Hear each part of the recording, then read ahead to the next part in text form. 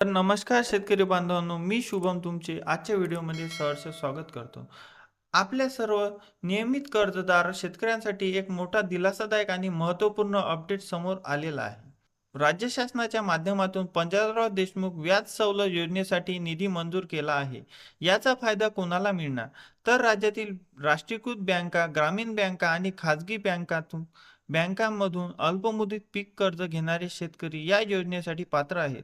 पण लक्षात ठेवा, ही सवलत मिळवण्यासाठी तुम्ही तुमचे कर्ज 30 जूनपूर्वी पूर्णपणे परतफेड केलेले असणे आवश्यक आहे.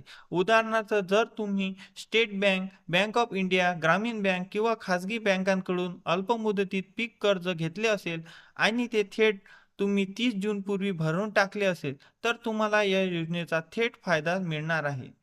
या योजनेत सरकार शेतकऱ्यांच्या व्याजामध्ये थेट सवलत देते.